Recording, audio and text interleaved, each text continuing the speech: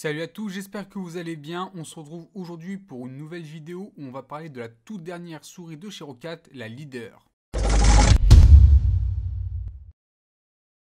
À première vue, la Leader ressemble en tout point à la Taillon, et pour cause c'est une Taillon. On y retrouve toutes les caractéristiques, l'emplacement des boutons est exactement le même.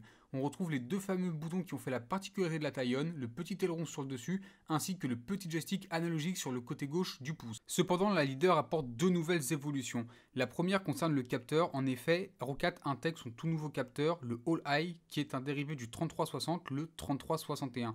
Ce capteur est déjà un capteur qui est très réputé chez les gamers comme étant un des meilleurs capteurs optiques du marché. Il s'avère très précis et avec un LOD très faible. La deuxième évolution se fait au niveau du sans fil, mais ça vous l'avez déjà remarqué. Avec la souris est fourni un petit socle. Donc le socle lui est relié directement au PC via un câble USB et la souris vient se connecter ensuite en sans fil sur le dock qui lui est donc relié au PC. Le dock sert également à recharger la souris. Pour ce faire, rien de plus simple, vous posez simplement la souris sur le dock et le dock recharge la souris. Roccat annonce une autonomie d'à peu près 20 heures. Moi, d'après mes tests, j'étais plutôt autour de 15-17 heures, mais cela vient peut-être du fait que j'utilise beaucoup le rétroéclairage de la souris. Pour le paramétrage, rien de plus simple, que ce soit pour appairer le sans fil ou pour modifier les boutons ou la couleur du rétroéclairage, tout se fait comme d'habitude via Roccat Swarm, qui est le logiciel de Roccat qui regroupe tous les drivers de Roccat.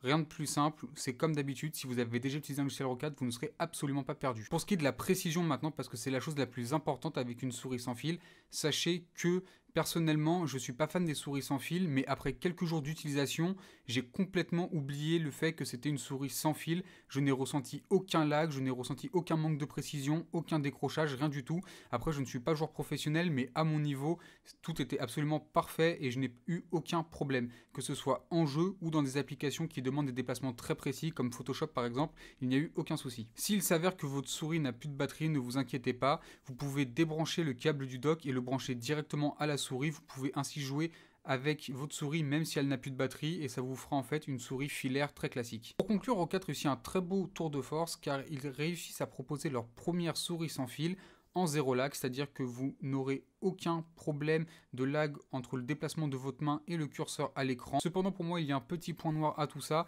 c'est tout d'abord le prix, puisqu'on est sur une souris qui est vendue quand même aux alentours des 150 €, ce qui commence à faire très cher pour une souris. Je pense qu'un prix autour des 120-130 € aurait été plus juste. Deuxième petit défaut pour moi, c'est le dock qui est quand même assez grand, qui prend pas mal de place, et si comme moi vous avez un bureau avec énormément de stuff, il va falloir un peu se débrouiller pour trouver de la place pour ce dock, mais hormis ça, rien à signaler, la souris est vraiment excellente. Voilà, c'est tout pour cette vidéo. Dites-moi dans les commentaires si vous avez déjà testé la souris, si vous utilisez des souris sans fil gamer, ce que vous pensez. Est-ce que vous pensez acheter ce produit-là? Qu'est-ce que vous en pensez de manière générale? J'espère que la vidéo vous a plu. Je vous dis à la prochaine. Ciao tout le monde.